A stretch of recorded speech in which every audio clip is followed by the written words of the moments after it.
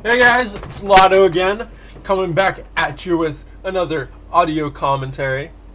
So, one of the audios that I did in the members section was Night Elf against Undead on Twisted Meadows. However, I did it from the Undead perspective, basically saying why gargs were so imba on Twisted Meadows, and how those island expansions will completely rape you. Well, also during that audio, I made mention to the fact that I was experimenting with a couple new strats and basically ways to counter the Garg Island Expo undead trash that comes with Twisted Meadows. Well, anyway, the strat I've been experimenting with is a potm mass tier 1 with dots and a fast expo. Alright, well, I've actually been having a lot of success with it, and I've just been basically waiting for a 1.22 ladder game to match against an undead on Twisted Meadows so I could do this audio, and finally today I did that. So I'm going to do an audio on this game. The unfortunate soul that I played against is XE Wounded. If you have the replay getting loaded, let's load this replay up at 1 minute, going at 1x speed. Alright, but anyway, while you're doing that, I'll talk about it a little bit. In terms of the spawns, I get bottom right, he gets top left. The spawns in this particular strat really don't matter that much. They really don't matter at all. The biggest thing is just putting up an expo at tier 1, but you can build a Night Elf Tree of Life anywhere on the map, so it really doesn't matter where you spawn. You can really do this strat no matter what. Okay, anyway, so yeah, 1 minute, going at 1x speed. Okay. 1 minute going at 1x speed from my perspective. Alright, you'll see I'm scouting. I actually do an early scout because you do want to find out where he is, because what you're going to do as soon as you get your potm is you want to get Searing Arrow and put as much damage on that DK as you possibly can, because the DK has no way to heal unless he's standing on the Blight or whatever. And yeah, so basically you just want to put as much damage on the DK as you can, because you can't really do anything else with the solo potm. Okay, so anyway, you should have this queued up. 1 minute, 1x speed. My perspective, unpause in 3, 2, 1, unpause. Okay, yeah, so if you read the chat log, it says, he says don't go potm again. It's because I played him yesterday too, and I did the exact same strat that I'm going to do this time, except it wasn't on Twisted Meadows. That's why I'm not going to do an audio on it, although I'll include that replay too. But he's not the only undead I've done this against. I've actually only lost once doing this strat so far, and it was against Mata. And the way he beat it is he basically just got a shade, and he crepjacked me every time I started to creep. And I was stupid, and I didn't have a hawk, and I didn't dust.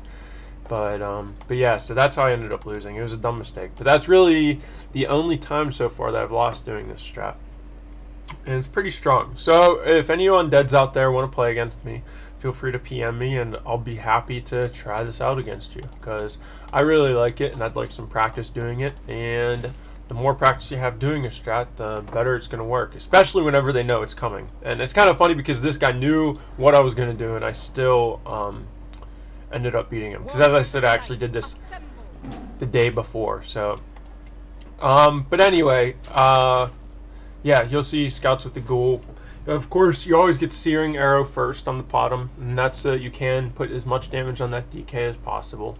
I'm really just chasing that ghoul, because what's going to happen is if the DK doesn't come coil him, then I'm going to kill him by the time he gets back to the base. And if the DK does come coil him, then I'm going to get vision of the DK and I can start hitting the DK. So it's kind of like a win-win situation for me by chasing that ghoul.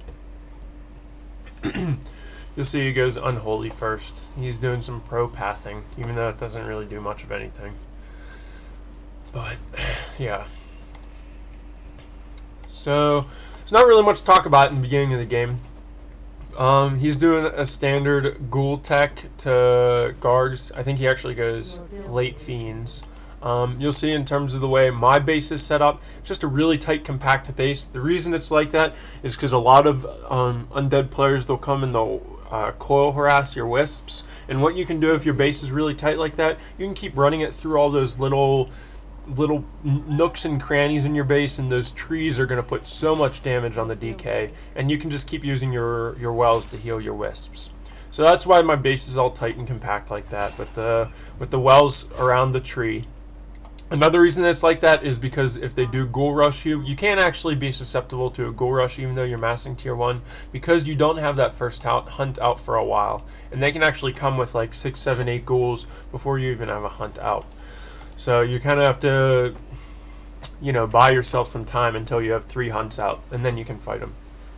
But you'll see when I put up that expo, I actually put it up immediately, pretty much as soon as I get my first hunt out. I mean, I actually thought about putting up the Tree of Life before I even put up my AOWs, because I really don't, if he is doing this ghoul tech, like if you scout him and you see he's teching, you really don't need units. So I've actually been thinking about building a Tree of Life before my AOWs even go up. But I hadn't experimented with that yet, so I wasn't 100% sure if it would work. And I knew this would work, so I was just going to go for what I knew worked. So you see I did the normal standard hunt build where you go up to 17 food and then just basically pump hunts. And the way that Tree of Life is going to work out is that tree is going to work as your your 4th moon well. So that'll put you up to the 50 food count. Or up to the 50 food cap rather.